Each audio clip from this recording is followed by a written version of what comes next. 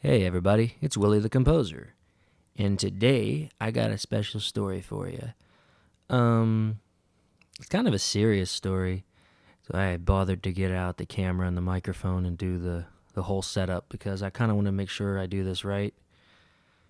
I also kind of want to make sure that this doesn't come off as like me bragging or talking about like a great thing that I did in the past. Um, because it's not, but it's also going to sound at points like I'm showing off, but I'm really not. I'm really just trying to tell the facts. Um, I just want to say this is something that like I knew that someday I would share with everybody. It's kind of weird, like why now? I guess just to say that this is pretty much 10 years, not necessarily to the day, but this is 10 years since I went through all this. And you see, I went through all this. It's like acting like it wasn't my decision to do this. It didn't happen to me. It's something I did. I'm doing this off the cuff because I think it's the best way to just kind of get it done. I don't want to spend too much time thinking about this. So I hope you appreciate the jump cuts.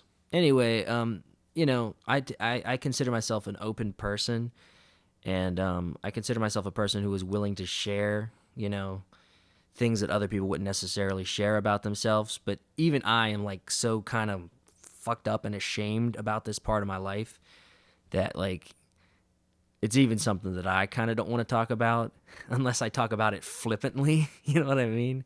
Oh yeah, I used to fucking take Benadryl like a maniac. But let me just begin.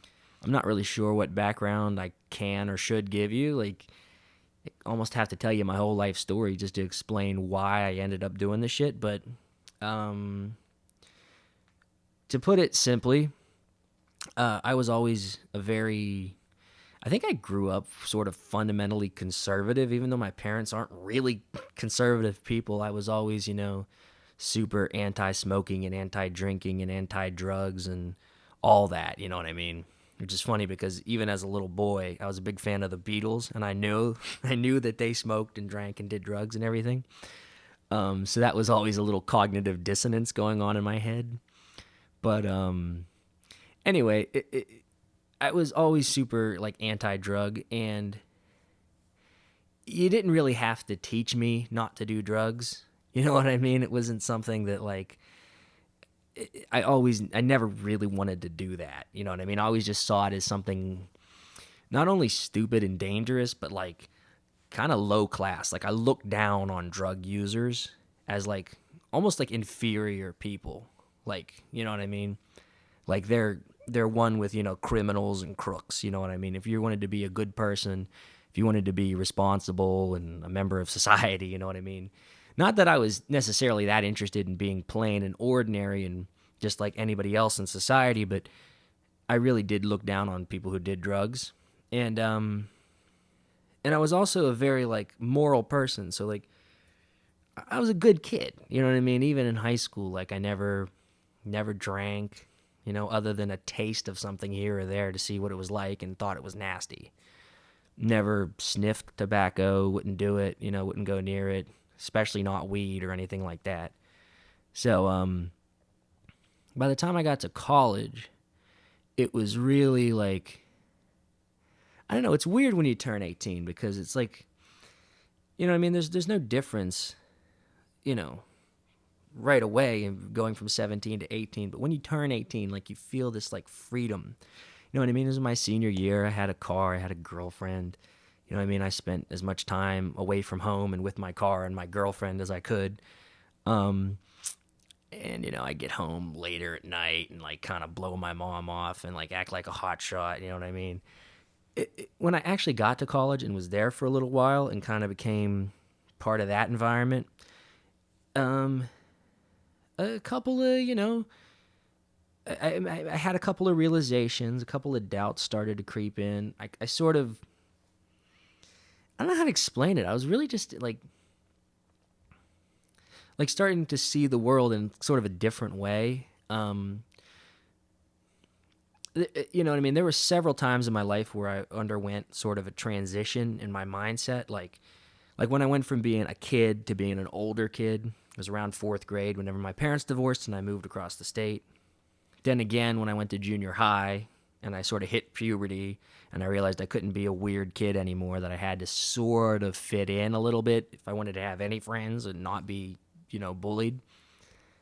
And then the third time was when I went to college, and I started to get a taste, just the smallest taste of what being an adult was like. And it was kind of tough, you know what I mean? It's kind of weird to handle all that, you know what I mean? To have responsibilities, but nobody to really push you along. Like you know what I mean? You had to do it all yourself. And I'm sort of like the kind of person who was like smart enough to do well in school, my whole life, but like not smart enough to go to college and not do well without having to put in some effort. And I never really wanted to put in that kind of effort. Um, so my grades in the first semester were pretty good. They could have been better. They were decent. You know what I mean? I had a couple B's here and there, but nothing too bad. But my second semester, I started to it all started to come apart, you know what I mean? I started to like dissociate a little bit from the whole experience. It wasn't that I didn't have friends, because I made more friends in my freshman year of college than I had made in my entire life up to that point. And we hung out like all the time, you know what I mean? And yeah, maybe there was a little bit of social exhaustion, you might call it, where I'm pretty introverted person, you know what I mean? I kind of live in my own head, you know what I mean? And I sort of need, plenty of time by myself to just kind of talk to myself and, just process my thoughts and my emotions and shit like that.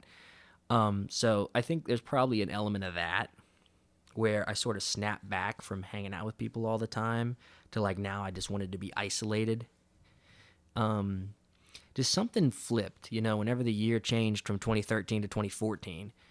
You know what I mean? That second semester, something switched in my head, and I just wanted to like escape, like not be where I was anymore. Um, I can't remember if it was in the first or second half of freshman year. It was probably towards the end of the first half of freshman year when I tried alcohol for the first time. Uh, I was just at, a college party and, poured a little vodka into my orange soda.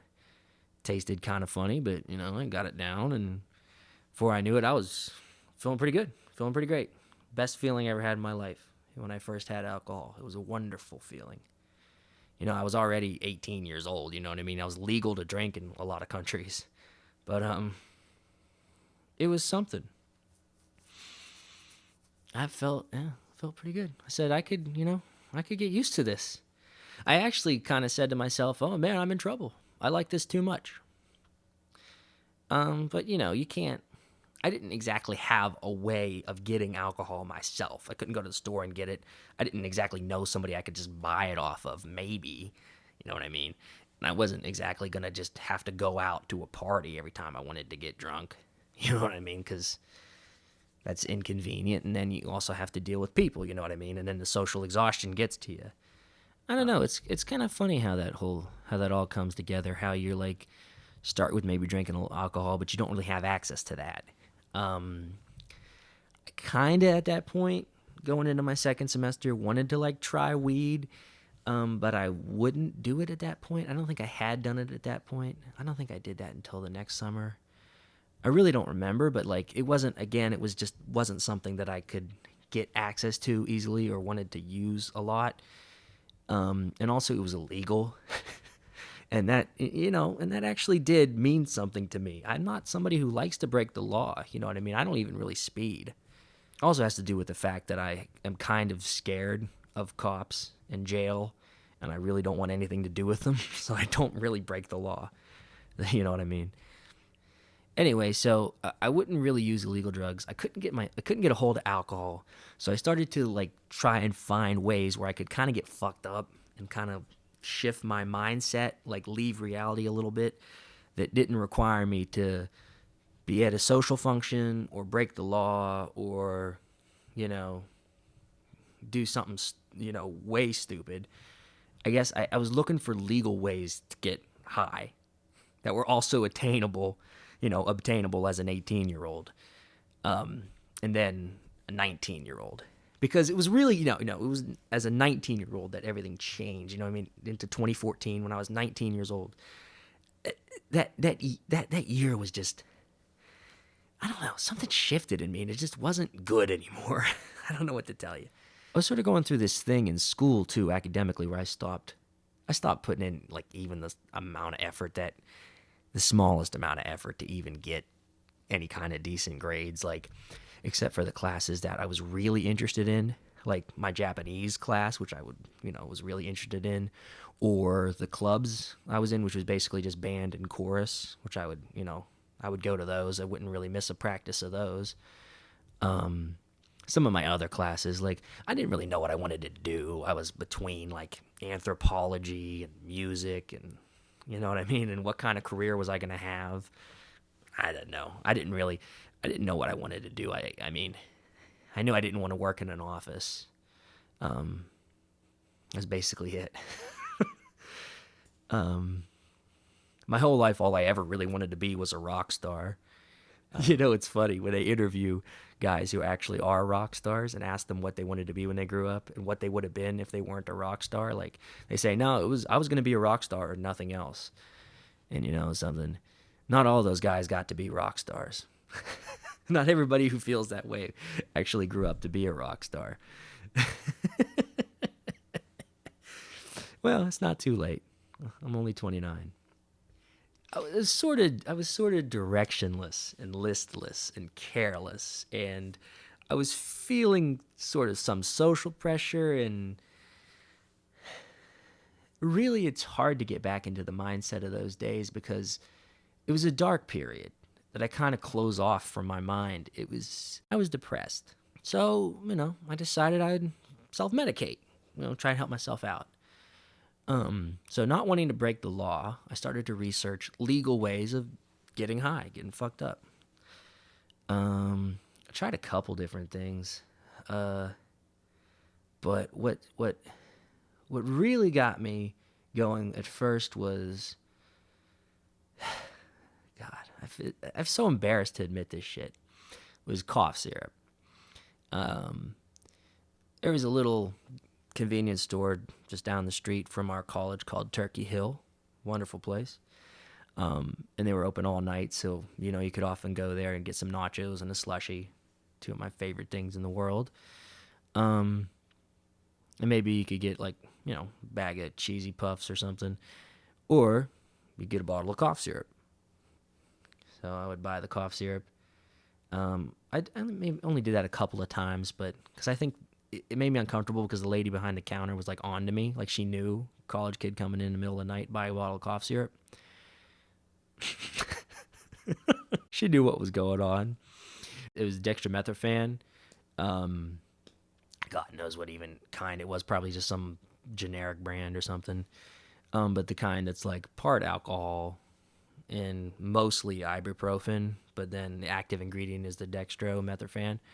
The one night I actually committed to it, I sat down on the toilet in the dorm with a red Gatorade and a red bottle of the cough syrup, sort of went back and forth. You know what I mean? Because the Gatorade helping you stomach drinking all that cough syrup, because it's tough on your taste buds, all that cough syrup at once.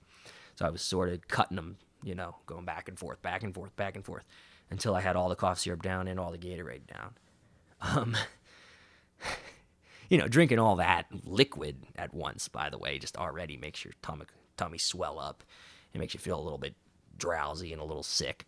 So, I peed a couple of times or whatever and, just kind of like laid down because I like all of a sudden felt very sleepy, very dizzy, and I just kind of laid down.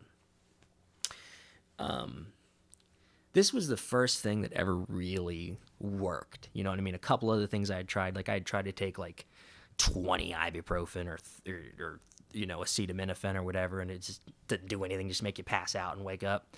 I even tried to like sniff a bunch of nasal spray because I thought nasal spray might get you high. It doesn't. Doesn't really do anything at all to sniff a bunch of nasal spray. Doesn't do anything. Anyway, um, when I woke up from the cough syrup, though, I noticed something different. It was a new sensation. It was a new reality that I had entered. It was I was fucking floating, bro. Like, you hear the expression getting high, and then you smoke weed, and you're like, I'm not exactly high. I'm kind of just, sideways, maybe, not high. Cough syrup, I was high. I was actually walking on clouds. It felt like, how they say that you can't really touch anything because on an atomic level, you know what I mean? You can't actually touch other things. Things don't touch things. They really just, their electrons interact and push against each other. And that's the force you feel whenever you touch anything with anything else. So I kind of felt that gap. You know what I mean? It didn't feel like I was touching anything anymore.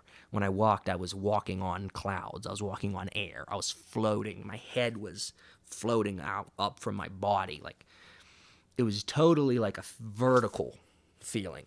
And there was a tingling in my stomach, a light tingling, like how you feel when like you're nervous and you start to shake and you're like kind of cold, like kind of shivery.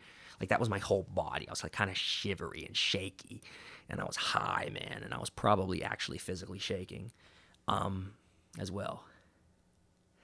So I think between the time that I drank all that cough syrup and the time that I woke up was not long. It was only probably like 3 or 4 hours.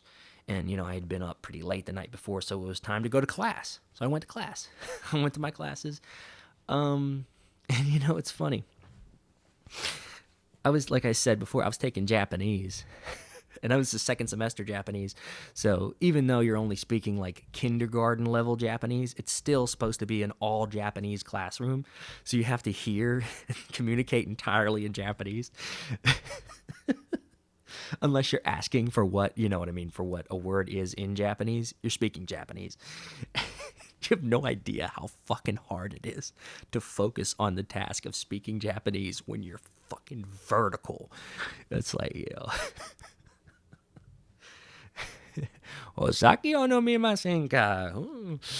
Yeah, juku desu. You know what I mean? It was fucking, woo. I felt like people knew that I was fucked up, you know what I mean? But that's just, that's the kind of paranoia you feel whenever you're high in an area, you know what I mean? You get that paranoid feeling that everybody knows you're high. But, I don't know, I might have been on to something that time. I think they actually did know. Anyway, so the little cough syrup experiment kind of worked, and I did maybe try it maybe once or twice more. But even though it did work that one time, I could never reproduce that kind of result. Like, I either had issues. I think I probably just couldn't drink the stuff. Like, I couldn't stomach it. I think I threw it up the second time I tried to do that. I don't know why I didn't throw it up the first time, but the second time I really got sick and couldn't hold it down or whatever. Maybe that was it. I don't remember why. But for whatever reason, I decided that I needed to try something else. So I was just looking around the internet trying to find ways to get high legally. I ended up on this website, Arrowid.com. It's a very strange word. I don't know why they call it that. But I was on there, and that's where I discovered Benadryl, diphenhydramine. And the thing about that is, that that website is supposed to be there for informational purposes, so that you if you hear about a drug, you can then look it up on Arrowid and hear people's genuine experiences of it and get information on, what it's going to be like and everything else. And I remember seeing somebody's description of it, and this is basically an acid trip, but it's a bad acid trip. And it said take so many, you get sleepy. Take so many more, and you'll get some mild effects. Take so many more, and you'll trip balls. And I don't know why, but that phrase appealed to me. You will trip balls. By the way, I never heard of this. You know what I mean? I barely knew about Benadryl. I don't have any allergies. I've never had allergies. Luckily, I've never been allergic to anything. Never took Benadryl in my whole life. I think I had heard of it. I don't know. It was a pink pill. I went to the pharmacy and I got it, man. It was I I think I started the first time was just a 12 pack, and I just popped them out, which was a pain in the ass because they were all individually wrapped, and that is the biggest pain in the ass. I'm trying to get fucked up here. I'm trying to, you know what I mean? That's why they individually wrap them, to make it difficult to take too many at a time. Fair enough. But I was sitting there popping them out. Fucking fuck with this thing. Fuck it. You know what I mean? And I finally got them all out. Took the 12 down the hatch. I know for a fact that the first time the experience wasn't so crazy. Just with the 12 tablets, I think it was just like, most noticeably is dry mouth. Oh, just thinking about it makes me thirsty. It was intense dry mouth. It was a chill. It was shaking. It was feeling tired but unable to sleep, obviously, to relax to sleep. And there wasn't really much to it. I think I probably did see bugs crawling on the wall at that point already with 12 tablets. I'm not sure, because the fact of the matter is, I would try this experiment again. Now, I must have done this on the weekends, because my roommate went home every weekend. I guess he lived close to the college or whatever. He never stayed Friday, Saturday, Sunday. So I think 3 weekends in a row is when I did this. Sometime probably March of 2014 is when I abused Benadryl. Each time more. So I did 12, 24, and I'm pretty sure, 12, 24, 48. So 24 was definitely an experience. That would have been 800 milligrams, and it was pretty crazy. It was pretty nuts. That's whenever I realized, when I unlocked the potential of what a Benadryl trip is like. And let me tell you, sir, there is nothing fucking good about it. It is bad, man. Oh, God, it was scary. So, like, people that I knew would, like, be in the room with me, and then they wouldn't be. I don't know how to explain it. It's like they would either vanish before your eyes, or you would look away and they wouldn't be there anymore. Or like for example, one of the kids who lived down the hallway, like, just his head would be sitting on top of my mini fridge, and it would turn and look at me.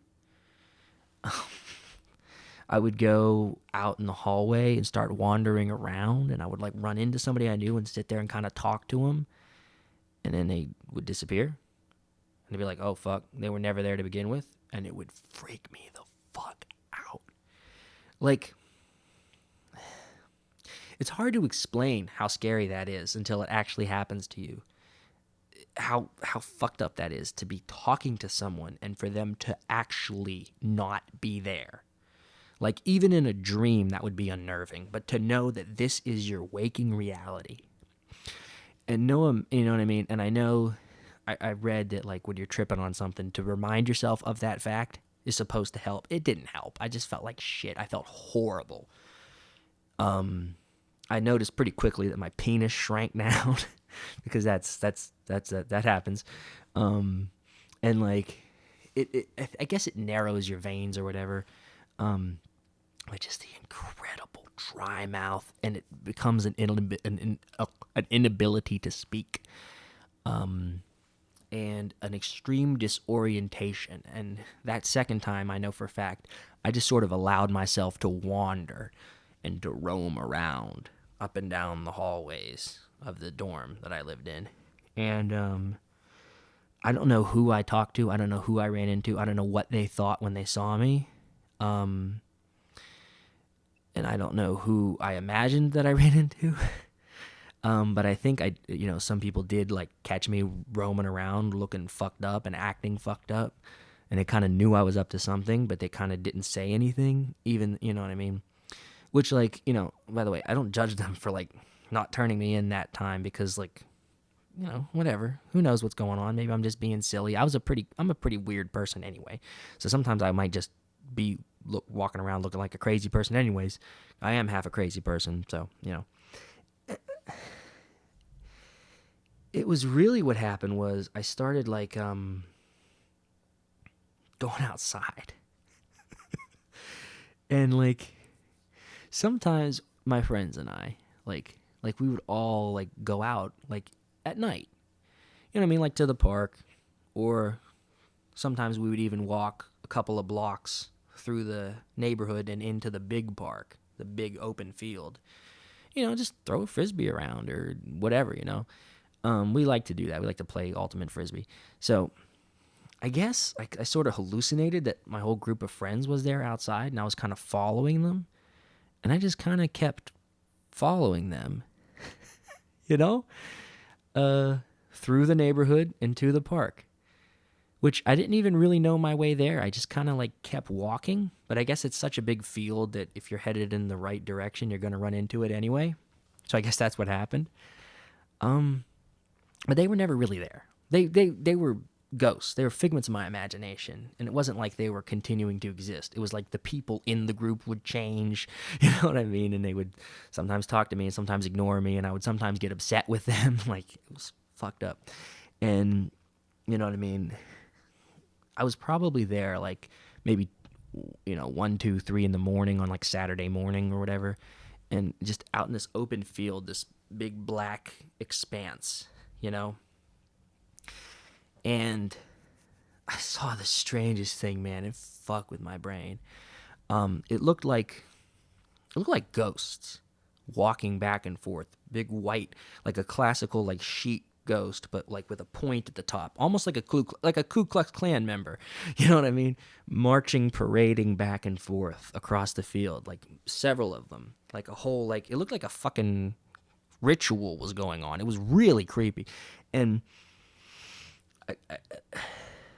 I came to realize at some point that what I was seeing were lacrosse nets. That I guess lacrosse nets look kind of strange. They kind of are like pointed at the top and long and wide. I think it's lacrosse, or maybe field hockey. I don't really know the difference. And they had just been left out overnight, and that's what I was seeing. Except in my mind, they were walking back and forth, living, breathing things. And like I said, yeah, they kind of look like KKK members. I thought I'd stumbled into like a rally, a little bit. It was kind of bizarre feeling. But I had to get out of there, man. So I somehow made my way back to the dorm, found my way back, and just kind of went to bed. And maybe I ran into somebody. Maybe somebody caught me doing it. Maybe nobody said anything. But like that time was like kind of like a successful mission in a way, because afterwards, the next day, the hangover from taking a bunch of Benadryl too is pretty bad, because you're back to being fully lucid. You're no longer in that weird half dream state. And I think that's what it is. It's like your alcohol is like, because of the way that your blood flow is being restricted and the way that you're dehydrated, whatever that combo is, it fucks up your brain to where you can manifest things in your thoughts, to where you have trouble telling the difference between your imagination and your actual sensory field in front of you. I think that's what goes on. I think it's just as simple as like, when you can sit here and think about things and they're not necessarily happening. You know what I mean? You're not convinced that they're happening. You're just thinking about them. You know that they're not really happening. But with something like Benadryl, when you take a ton of that, it just breaks that down, and then it makes your thoughts real. Again, that sounds like it could be like a cool thing, like like what do they call that with a dream? Like a lucid dream. It's not a fucking lucid dream. It's a lucid fucking nightmare. I don't know how to stress to you enough, but like everything you think of, yeah, it kind of like pops up and like is real to you, but it's not good. It's fucking bad, man. It makes you, it's like horrible. Anyway, so after the second time, I started to really get the hangover effects the next day. It was bad, man. Like, still, like a day later, you're still like fucking got the tiny little dick, and your mouth is so fucking dry, and you're shaky, and you got like a weird stomach pain, and your heart's kind of going, you know. So I realized that this wasn't a good thing. That this is bad. That I've had the experience now. The first time I only felt a little bit. The second time I got the full idea of what the hallucinations are like. So I was gonna stop doing it. I'm not gonna do this again. Because it's actually like, because at that point I was still like on the verge of like trying to do my schoolwork, and basically, it's not like my classes were that difficult or that rigorous. I mean, I wasn't doing math or science. It was really just stuff that requires you to do like reading, and maybe you have to type an essay or something. And basically, I kind of like sunk a little more attention into the classes I liked. And then if there was a class that I found out I didn't like so much, I just kind of let it go by the wayside a little bit. So that was starting to happen. So this was all coinciding with like a big report being due in my archaeology class that I didn't even really get started on, that I never did. I just didn't do, because like every time I get started, I get this, I couldn't do it. There's just a mental fucking block. I don't know what to tell you. It sucked. So like on the weekends when I could be spending time maybe getting started on it, like this was a project that we knew like a month in advance. It was a big project, but we knew like a long time in advance. And I didn't. I just didn't. I didn't. And I ended up just getting fucked up instead. And I don't know, man. It just sucks to think about. Anyway, I said I'm not okay. I got to stop doing this, but I got to do it one more time. And the reason I said I had to do it one more time is because in my mind, everything's in threes. To me, 3 is a very important number. It's always been like sort of a thing in my life. Like 3 is my number. Like everything comes in threes. I do everything 3 times. This happened 3 times. Every 3 years, life changes. You know what I mean?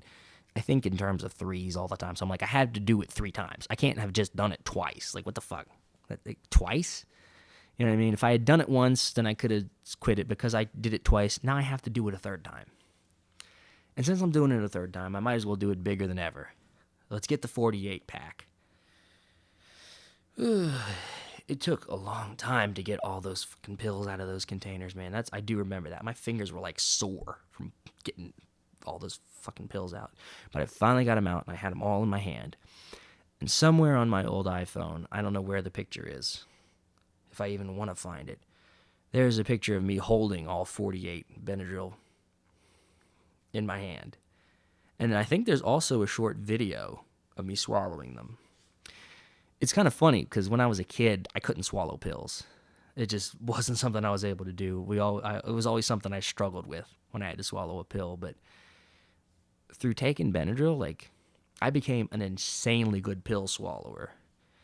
And I'll have you know, see, this sounds like a brag, but it really is just what happened. I did swallow 48 tablets of Benadryl at once, down the hatch, dry, and then took a drink afterwards.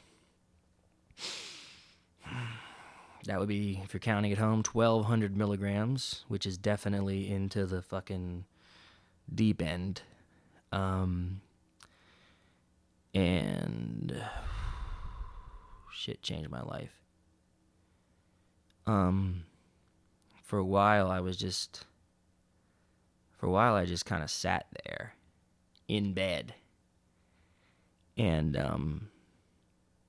totally fucking like immobilized and like unable to speak, and just horrific visions.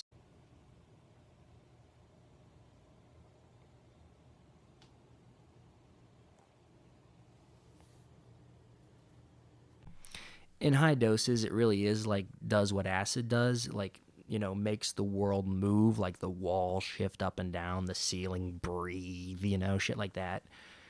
And there's nothing good about it, nothing fun about that. And the itchiness, the fucking itchiness, and the chill, and this like thumping, thundering, horrible stomach ache. You see, I did all kind of stupid shit when I was in college. Like, that was kind of what I did. Like, I often just did stupid shit just to do stupid shit, Sometimes I was showing off for my friends, and, sometimes I was showing off for myself. I don't know how to explain it. Once I got 2 giant 2 liters of ginger ale. And this is the story of the most pain that I've ever felt in my life. I drank an entire 2 liter of ginger ale over the course of like a couple of minutes. And then within 5 minutes, I drank like another half of a 2 liter of ginger ale. I couldn't finish it. I got about 3 liters of ginger ale down within like 10 minutes time. You want to know something? That is the worst pain I've ever felt. That was gas pain like you cannot believe. Oh, that felt so fucking bad. I can't say that Benadryl felt that bad, but it was such a combination of shit. It was a very, very bad stomach ache, heart pounding, chills, itches, fucking shit everywhere in your field of view. And it got to be like shit like in the corner of your eye. Like someone's right behind you or right beside you and you can hear shit and you hear fucking voices and you fucking can't talk and you're fucking immobilized and you're fucking like you're just totally out of it and you're like trying to make sure that you can continue breathing. And I don't know what changed, but like if I had just stayed in my bed like that all night, probably would have gotten through it. I probably would have lived, but it wouldn't have been fun. You know what I mean? Because like I wasn't hardly even able to reach over and grab the cup to drink water from it. But I guess at some point I must have decided to go out to the common area and just sort of sit down and kind of try to talk to people, I guess. And apparently the people I talked to did not know what I was talking about. Or they tried to talk to me, and I just made no fucking sense whatsoever. And I must have scared the shit out of them. They quickly found out that I was fucked up on something. And I guess that, their sense of right and wrong, their sense of duty, their sense of care here in this situation sort of activated. And they said, well, okay, we got to do something about this. We can't let this pass. We have to like step in here. We have a duty of care here. So I guess when I went back to my room and sort of sat down again, I guess they called public safety on me, which was sort of like the campus police. They weren't police, but they were just, campus police. And I remember they marched into the room. I remember it really did seem like 15 fucking guys came into the room. It might have only been 1 or 2, but it really did seem like guys just kept coming in and coming in and coming in. Big, huge, giant guys, and for being campus police, they're just as, what's the word, suited up as regular police, with the walkie-talkies and the shit all over their chest and everything. And they're just kind of trying to talk to me to see if I'm okay, and I'm responsive, but not responsive at the same time. There's not really a way to describe it. You know what I mean? I'm fucking like I seem to be capable of understanding what is said to me, and I seem to be trying to say something, but it just doesn't come out, man. It's sort of like, I guess it's like aphasia. If you look up what aphasia is, it's sort of a disorder where people are unable to process speech. So like they might be able to like do some shit that seems like they're talking, but just doesn't. It just doesn't process. They might even think that they've said something that makes sense, but it doesn't. So I guess that's really what it is. It causes an aphasia. And you know what I mean? Like they'd ask me, I don't know, my birthday, and I would just say like numbers, and I would get the numbers mixed up, and then they would ask me some questions, and I could answer some questions. Like when they asked me how many pills I took, I told them Benadryl. I just took Benadryl.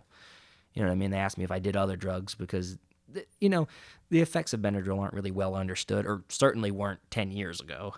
So it's like they didn't really know what it was. They didn't realize that Benadryl could do that to people. They thought I was high on something else. I must have smoked weed or something, or but it really was just Benadryl, honest to God. So they brought the ambulance, took me to the hospital, sat me down in the fucking emergency room. I remember waiting in the emergency room. I remember it all. I remember riding in the ambulance. I remember them asking me question after question after question, same questions over and over again, as if I wasn't giving them the correct answer the first time, but I could have sworn I was. I almost felt like they were fucking with me, like they were asking me the same questions over and over again because like they were looking for inconsistencies in my story. I felt like I was getting interrogated and that I had to make sure that I gave the same answers every time, or else they would find me guilty of something. I don't know. I already admitted to what I did. I don't know. It was fucked up. But like sitting there at the hospital, I remember like, not having necessarily so many hallucinations. It must have been several hours before the ambulance came or before I was seen by people or something, because it was really pretty late at night when all that happened. But I remember they gave me a bed. They checked my vitals. They hooked me up to some sort of machine. They ran some tests on me, had me do blood work, blood pressure, that kind of stuff, just to see what all was going on. I just told them I took Benadryl. I didn't take anything else. That was it. I told the doctor, who, by the way, he looked so pissed off at me.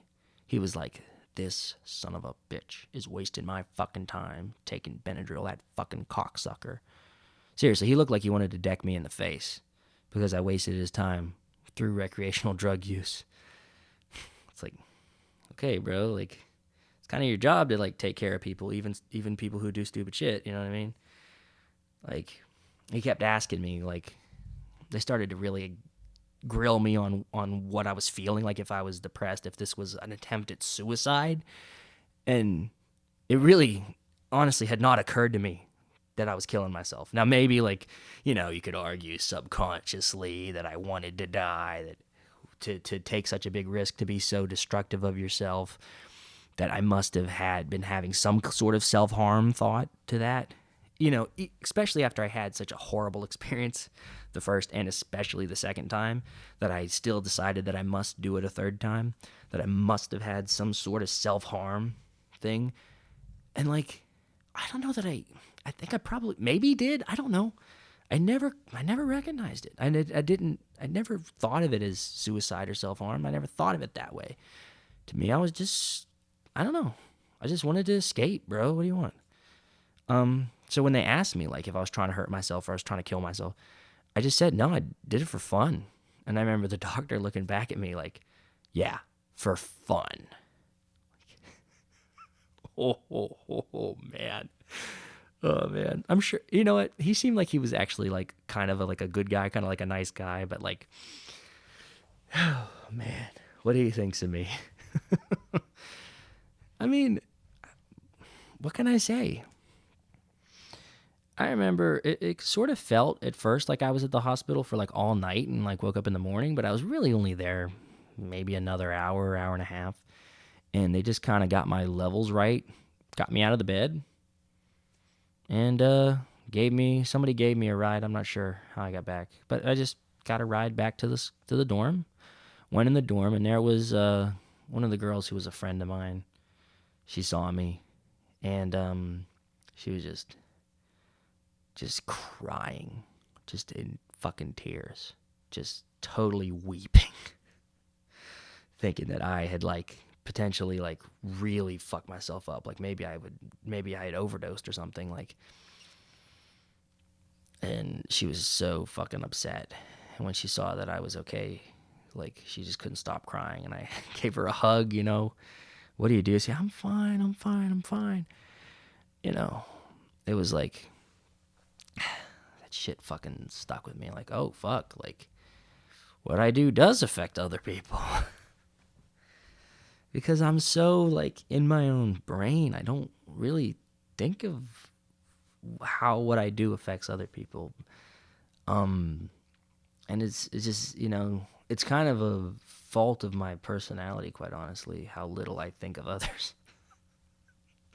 Part of the reason why I live by myself, because I ain't hurting nobody, you know what I mean? I don't know. I've gotten better at that as I get older, but especially when I was 19, like, it like hit me like a ton of bricks though. Anyway, I was fine. I went to bed, woke up the next morning, I was fine. I felt better, you know what I mean? You're going to have a hangover from that kind of experience. But it was weird. They didn't have me puke up the pills or anything like that. They just kind of, I think they probably mostly hydrated me, quite honestly. And just gave me time to calm down. They might have given me some kind of medicine or something to counteract yeah, I think they did. They gave me something to counteract the antihistamine. They gave me a histamine, I'm pretty sure. They gave me something to, because the hangover wasn't quite so bad that time. I felt better, but the next day I had, ooh, man. I guess I can't quite remember what her position was, like house dean or whatever, like the person in charge of the house dorm that I was staying at. I guess she had come in on a Saturday or something, and there was like a whole big summit going on where, like, we had to discuss my future, basically what I had done. And then she made me call my mom on the phone, and with my mom on speakerphone, she made me admit what I had done to my mom. And oh God, that was so fucking embarrassing. Oh man. Oh man, I remember my mom's reaction, like, is that she was just immediately very serious and just said, "Okay, well, I'm glad it wasn't heroin." And that was what she said. I'm glad it wasn't heroin. Yeah, I'm glad it wasn't heroin either. And I was basically told, look, we can't exactly kick you out or anything. Well, we can, but like, because what you did technically wasn't illegal.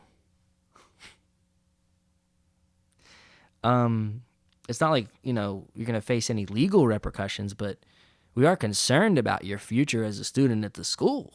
And we've sort of had an emergency board meeting on this, This was a smaller school, by the way. This was like a private school with like only a couple thousand kids. So, you know what I mean? It was, the teacher to student ratio was pretty similar, you know what I mean? So it was like, there was a lot more personalized attention on the students. It was a little bit more hand-holdy than a big university might be. But anyway, so I guess they really focused some attention on this and what should be, you know what I mean? And they just decided that I needed to do counseling. That was it. I needed to do counseling, and I needed to complete my courses, and then I needed to complete a whole course of counseling over the summer and get sort of an excuse written that I was good and cleared to return to class the next semester. Otherwise, they weren't going to let me come back. They said I had to do mandatory counseling. So I went to counseling sessions a couple times at the college. And by that point, it was already getting to be like April, and school was like already like out. You know what I mean? But I remember the first therapy session was real nice. I kind of went through the whole story, said everything that I just said to you guys, told the whole story.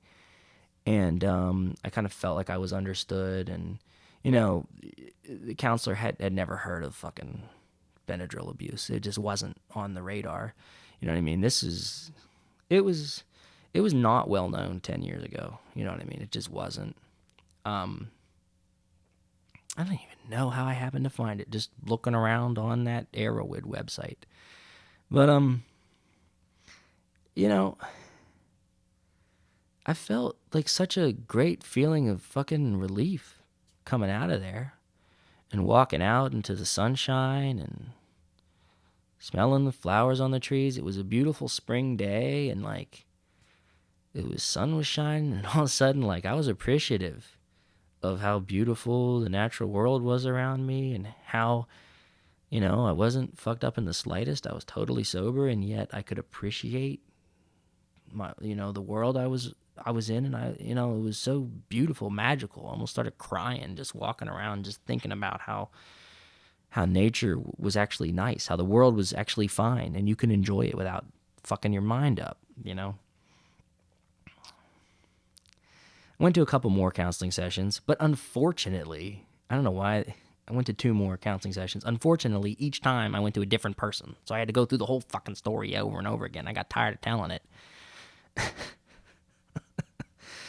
I was starting from square one every time. You know what I mean? I couldn't make any progress because I had to tell the story, and that took the whole session to tell, and I could only get little tidbits. But so I completed the semester, just barely kept myself from sort of flunking out. I think I ended up getting a D in archaeology. Basically, I never did the final project. I just didn't do it. Fuck it. And I still managed to somehow pass it, I think. Or maybe I failed. I don't remember. But I didn't, it wasn't bad enough for me to get kicked out academically. So, okay. So then that summer I went home. And I sort of was in a different way. I was in a different sort of mindset. Like, how do I put this?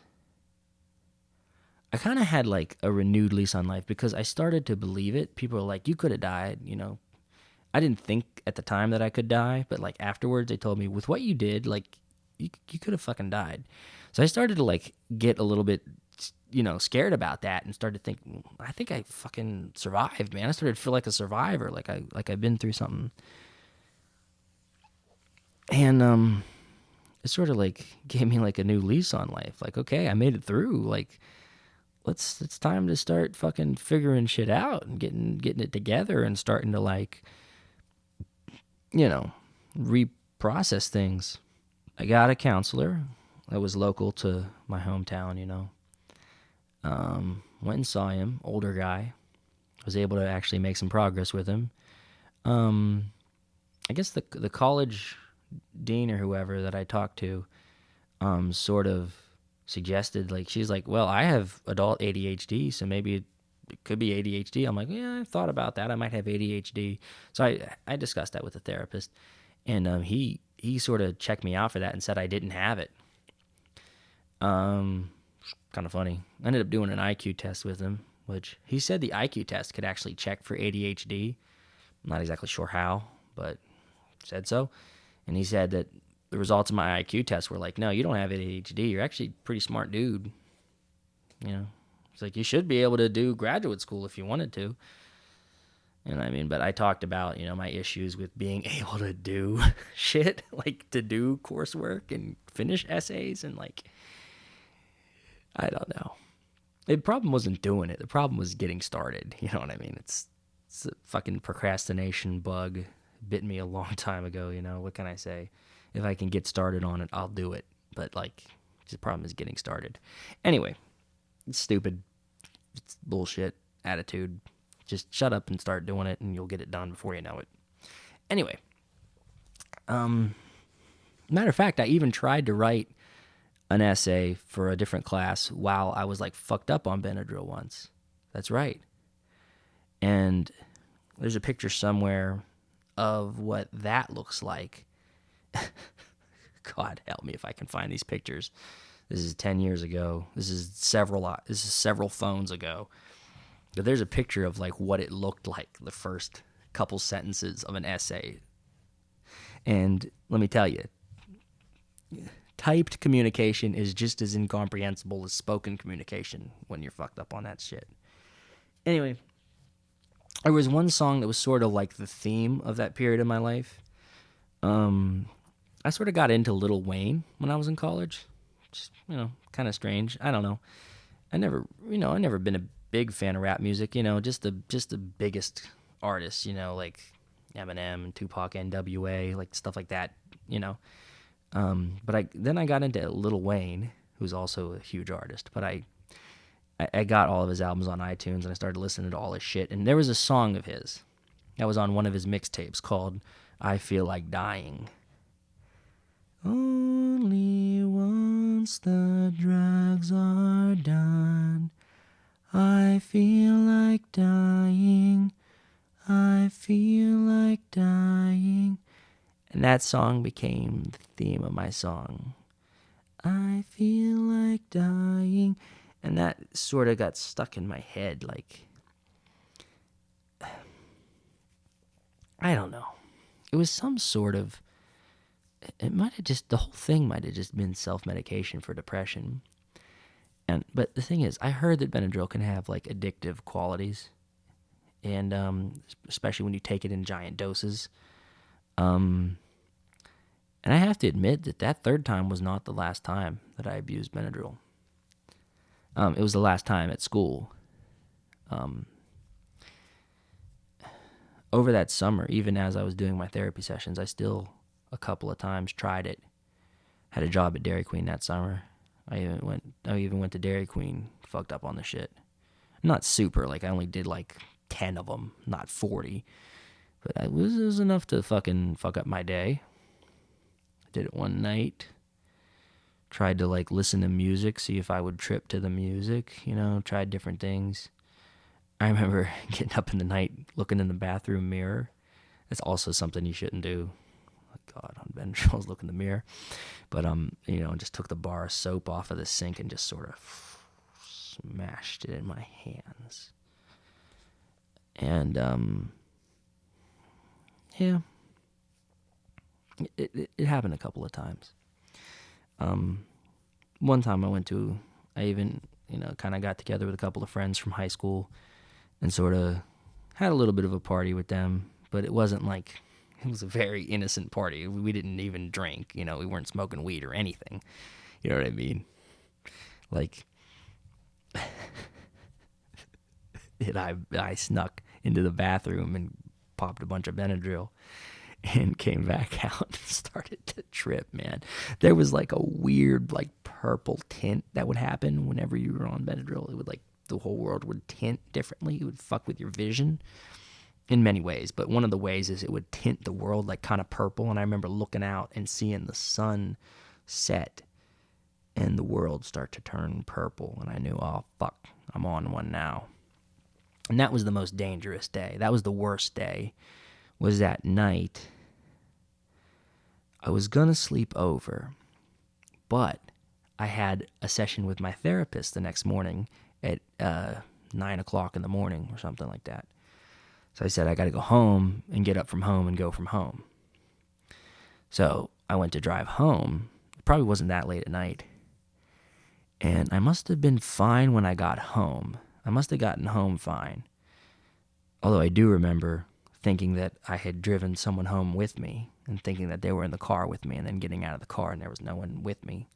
So I was already pretty fucked up.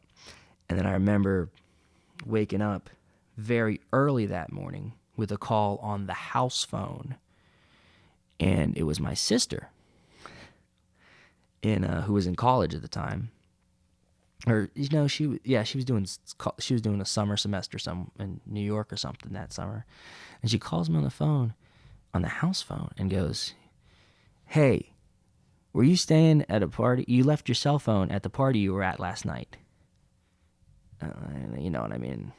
It's already hard to communicate with someone like that, and it's hard to talk back.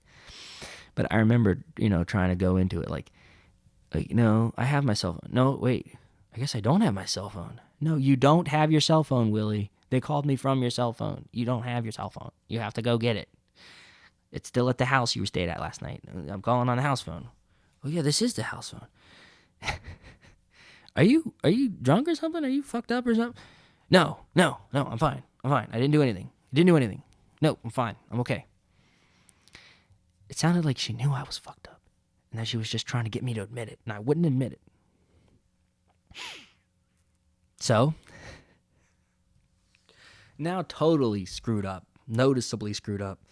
I have to get in my car and drive back over to my friend's house. It's morning, it's daylight, it's maybe, I don't know, maybe 6, 7 in the morning, and now I'm driving. Oh, God.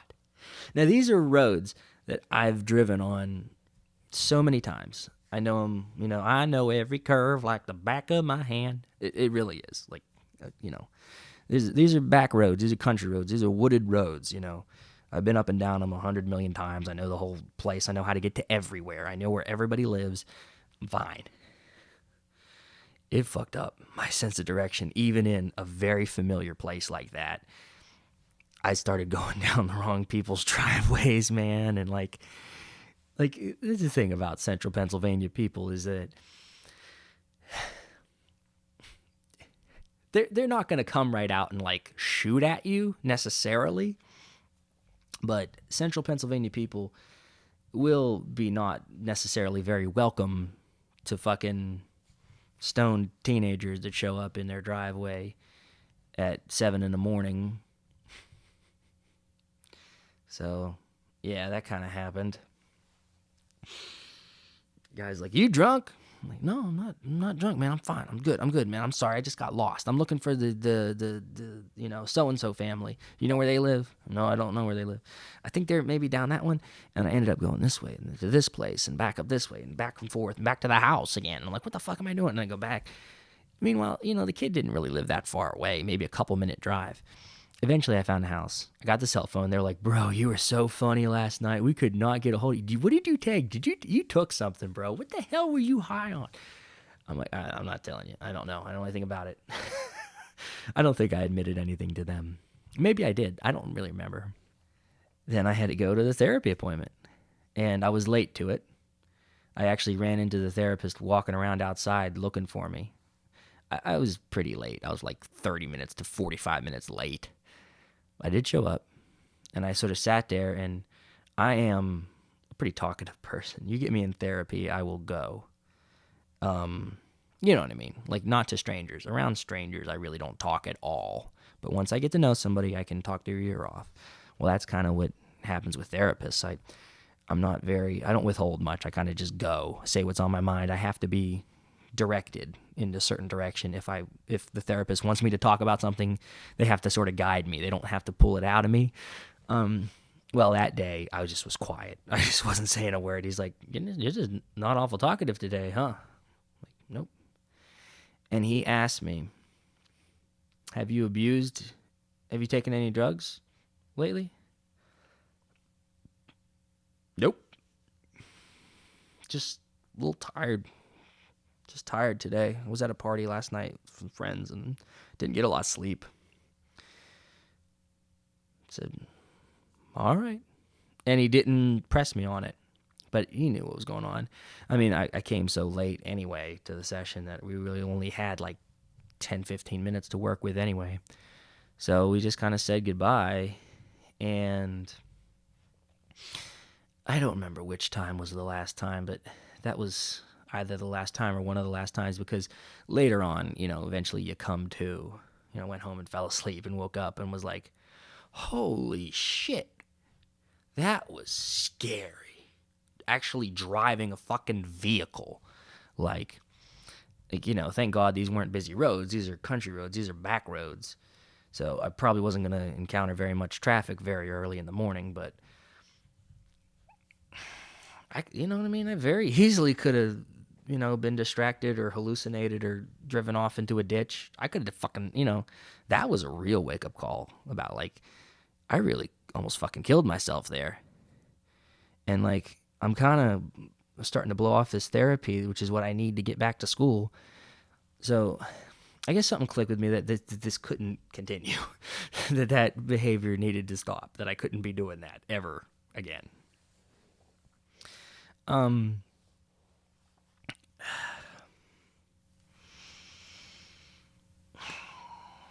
But I hadn't learned my lesson yet, man.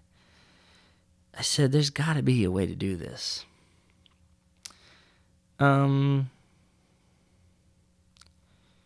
So I tried sniffing gasoline. Um, we had there was something that some old, I can't even remember what we were doing it for, but like there was something we were cleaning off with gasoline. I guess maybe it was to remove paint or something. I can't even remember why, but for some reason we were rubbing something with gasoline, and there was like a rag dipped in gasoline. I started smelling the rag. Remember that song "Radioactive" by Imagine? Was it Imagine Dragons? Does that song? I think. I don't know. I think so. And when he goes, "I'm breathing in the chemicals," and I like grabbed the rag and went, and I was like, "Whoa!" And I started to get a little zip from that. Tried air duster. I saw that air duster could get you fucked up if you inhaled it. Tried it. Didn't work. Hand to God. I've heard that it's very, very like intense, lasts only a few seconds, can be extremely addictive, that people like ruin their lives on canned air. Breathed it several times, nose and mouth, everything. Never had even a smidgen of an effect on me. So maybe I just didn't get the right stuff. Probably for the better. But so then I got a can and sort of poured some gasoline in it and brought it into my room and was sniffing gasoline in my room. Now the thing is, when you're sniffing gasoline, it wrecks your nose, so you can't really smell anything. So you can't smell how much the gasoline smell carries throughout the house. But everybody knew, like, why does this house smell like gasoline? Like, it was obvious. You couldn't hide it. So I was caught, gasoline handed. You know what I mean? I almost got to the point where I get so fucked up I almost started to like try to drink it. Like it, and with gasoline, the effect that it had was like it basically turned me into like a little kid. Gave me the mentality of like I felt like I was 4 or 5 years old again. Like I was a little kid. Like I was totally like simple minded. Like everything wasn't so complicated. The world was, understandable. I don't know if that makes sense. It just like kind of brought back a naivete. Like everything was kind of fun and funny again. Like, it felt like a kid. Maybe it just brought out like the innocent part of me. And I kind of liked the experience, but the thing about it was there was just no way to do it discreetly. Like I couldn't do that in my room quietly. Everybody knew the instant that I had it, that I was doing it. So, and by the way, my family still calls me Gasoline Willie on occasion. You heard of Gasoline Alley. I'm Gasoline Willie. And that's also sort of my nickname. Like when my dad played in a band, I would go play with them. I'd say, then Gasoline Willie on the bass, peace. So, what do? I don't want to break the law.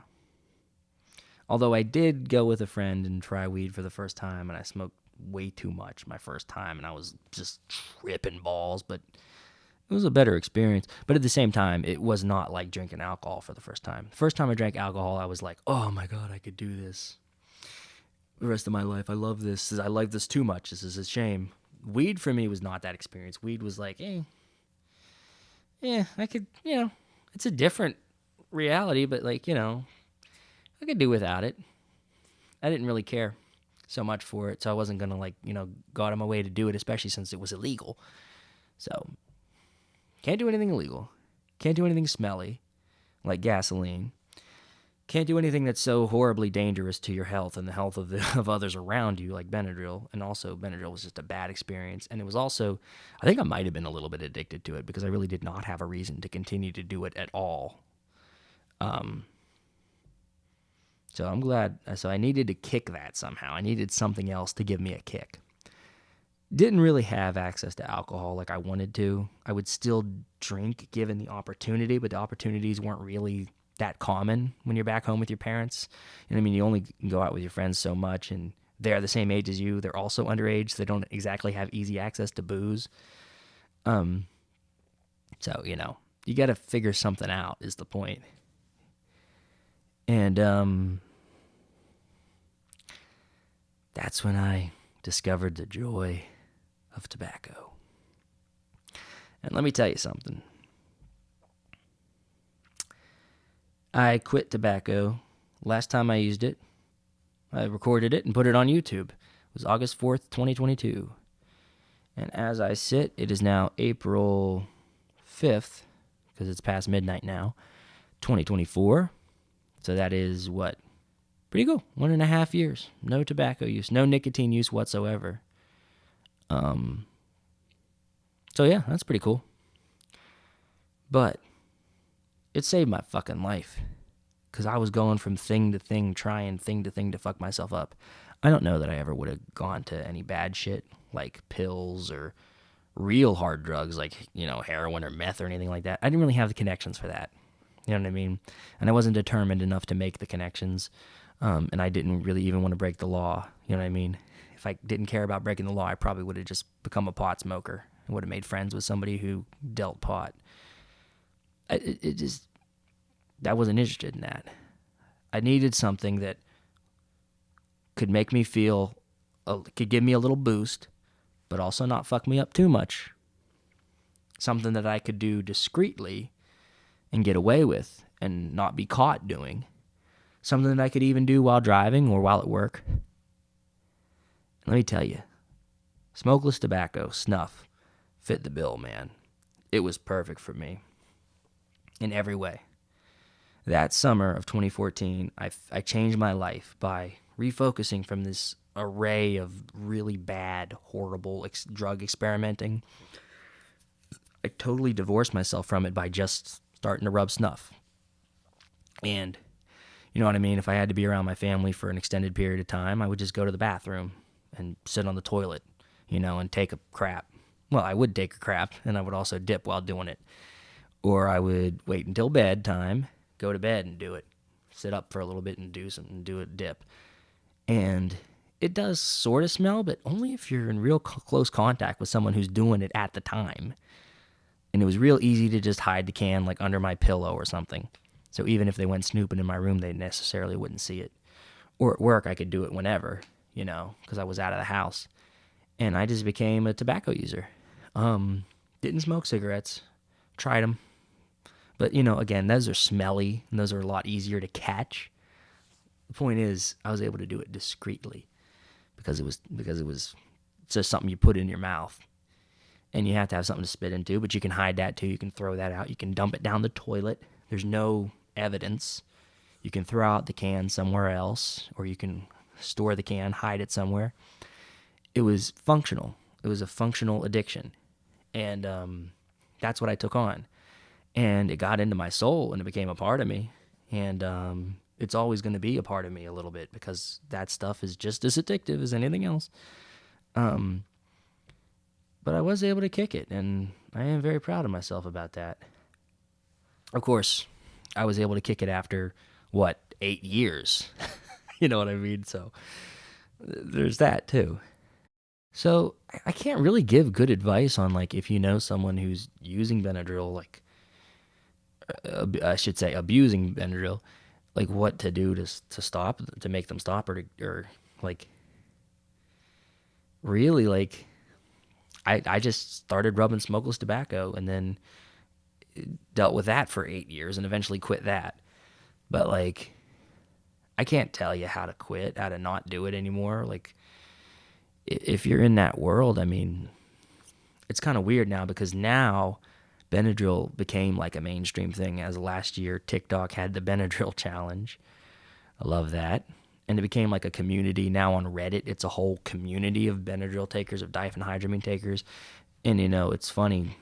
They've all had, the same experiences, you know what I mean? It does what it does to you, you know what I mean? The fucking shriveled dick, the shivers, the itches, the bugs everywhere, the fucking out-of-pocket hallucinations. None of it good. I swear, if this sounds appealing to you, it's not appealing. It is bad. I cannot stress that enough. You know what I mean? People who smoke will sit there and smoke and smoke and smoke, and they say, you shouldn't do this. It's bad for you. It's bad for you. Meanwhile, they enjoy doing it. Or they don't. Sometimes they really don't enjoy doing it. But this is it's horrible. It's fucking horrible. You don't want to do it. Don't do it. Don't take a ton of Benadryl. It's bad for you. It's just bad for you. You can absolutely die. It's horrible. Especially don't get behind the wheel of a motor vehicle. I really should have just said to my sister, hey, look, I'm really sick right now. I don't think I can drive. Maybe later today I'll go get it. I should have called the therapy office and said, hey, I can't come in today. I'm feeling sick. I shouldn't have gone anywhere. I should have just slept it off. If only I knew that you could make jailhouse hooch with sugar, yeast, and grape juice when I was 19. No, I just didn't discover that until like fucking a couple years ago. If only I knew that then, I probably would have just made booze in my dorm room and just become an alcoholic on fucking horrible jailhouse hooch. That might have been worse, actually. It is funny, though, that I set such a line with, I don't want to break the law, I don't want to do any illegal drugs. And that is what ended up kind of saving me in a way, because I guarantee you I would have probably faced some sort of charges if I had been found in possession of some sort of illegal drug. Since then, only drug I've done is marijuana, and only very occasionally. Can't remember the last time. Cannot remember. Probably years ago at this point. Yeah, several years ago at least. I had a roommate who liked to smoke marijuana. I'm not going to say his name, but I think you probably know who he is, actually. So, occasionally I would share with him. I like to drink booze. I've been sort of managing, trying not to become an alcoholic, and also kind of obsessing over it a little bit and like being careful about it. So I don't think I'm an alcoholic, but I think it's weird. So I'm kind of dealing with that. I would like one day to like just quit drinking altogether. So because the reason I quit using tobacco wasn't for health. It wasn't to save money, although I certainly do save some money doing that.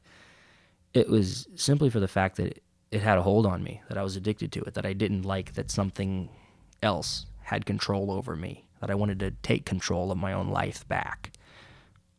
And it sounds strange talking about a plant, like I had to take control of my life from this stupid fucking plant, but the plant controls you. It really does. So I liked not having that dependency. I like not having to have to do that. So that's good. I like not having to go out in a blizzard to get a can of snuff. You know what I mean? Now later on when I became a driver for different companies, I started vaping and smoking as well, and then I think that's the moment where it clicked, where I looked over and there was a can of snuff, a vape pen, and a pack of cigarettes, and I'm like, what the fuck am I doing here? So I quit. I quit vaping first, and then I quit smoking cigarettes, and then I quit rubbing snuff.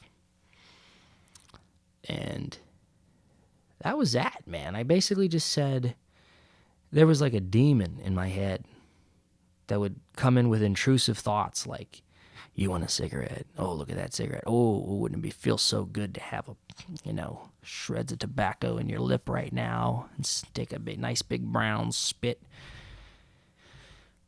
Like these thoughts would come, and I wouldn't be thinking about anything to do with that. It would just occur out of nowhere, and I would go, that is fucking scary, because it was like a disembodied fucking voice. It was like a demon in my brain that I did not like, that I did not welcome, that I did not want there, telling me to do things that I did not want to do. And that scared the shit out of me. And that's what motivated me to stay off of the shit, was not wanting that to control me, was not wanting that demon to take power over me, was not wanting to let him win. A lot of people give into the cravings because they can't handle it. That's why, you know what I mean? And they say, oh, after 3 days, you're through the worst of it. Well, that is true, but it doesn't exactly get immediately way better. Like, it takes fucking weeks and even months for the cravings to go away, to the point where it probably took several months before I went a whole day without thinking about it. Seriously. It takes a long time for it to get mostly out of your system. And even then, it never really is out of your system. I still get a craving here and there. But instead of every 5 minutes, it's, maybe 1 or 2 a week at most, I get a craving, which is pretty crazy. I haven't touched the shit in a year and a half, and yet I still fucking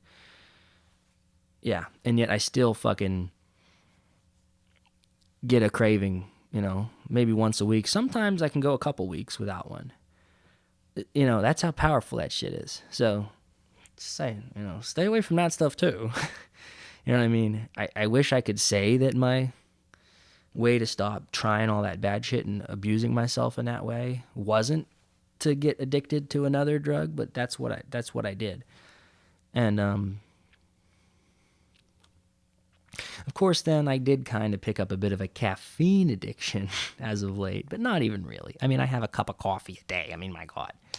And even then, on my off days, I sometimes don't even drink coffee. So I don't even know if I really do have a caffeine addiction.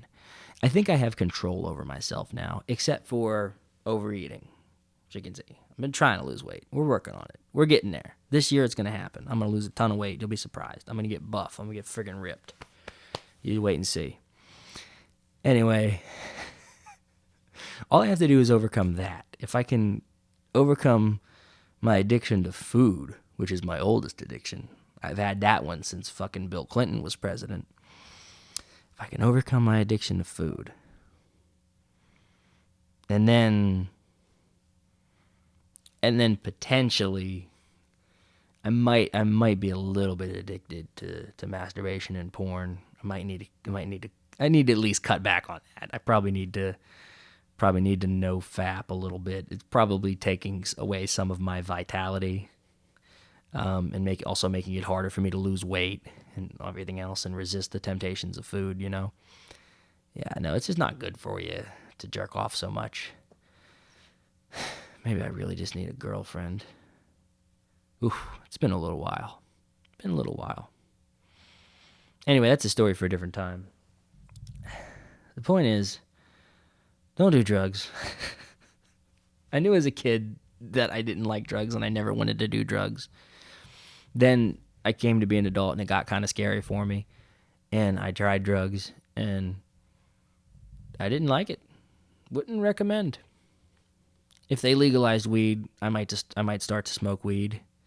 So I kind of hope they never legalize it. But I guess that's my own self-control issue.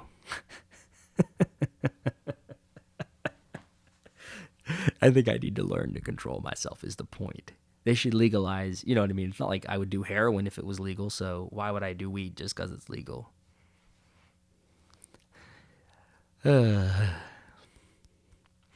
Anyways, peace out, y'all. Love and peace. And although this shirt is very groovy, I'm here to tell you, don't do drugs. Hey, this is Willie from bed, filming this little part because I realized I forgot to mention, when it comes to shared Benadryl user experiences, if you want to know whether or not I saw the Hat Man, it's funny because, yes, I did, which maybe that would creep you out because this was 10 years ago and I really didn't read that much about people's individual hallucinations, so it really couldn't have been the power of suggestion. So maybe there is something to the evil myth, but the fact of the matter is that I saw a million fucking different hallucinations. So seeing a man in a trench coat with a hat and you can't really see his face, I mean, that's pretty generic, quite honestly. So it doesn't even really concern me. But if you are a Hat Man believer, yeah, he's real.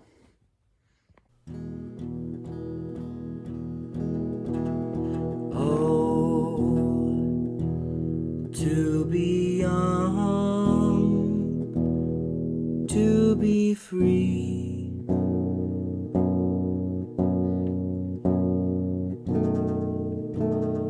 to see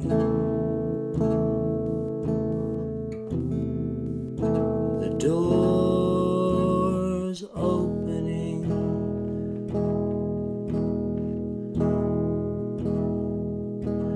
to have money, time and energy,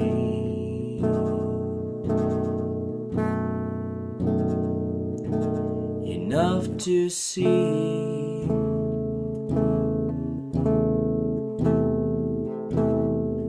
The door's closing. I don't know why I'm in this state that I am in. This dextrometrophan is making the world spin. I don't know why I'm in this place that I'm stuck in. This diphenhydramine is making the world end.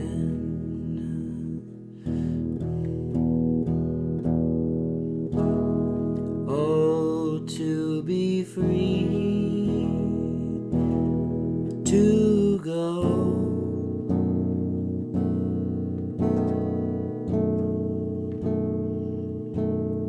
any place,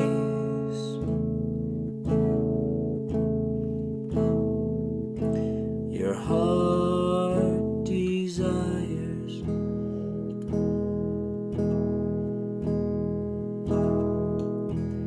To be careless,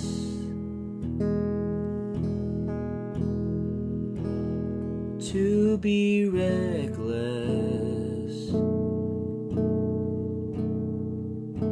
until the fire in your heart expires. I don't know why I'm in this state that I am in. This dextrometrophan is making the world spin. I don't know why I'm in this place that I'm stuck in. This diphenhydramine is making the world end. Oh, to be young, to be free,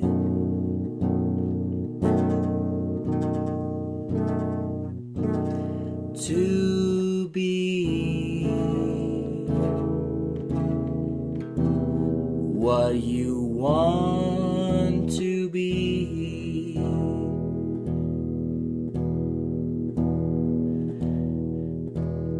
To have everything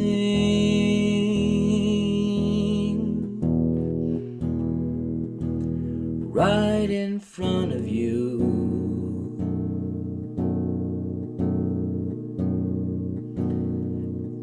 And end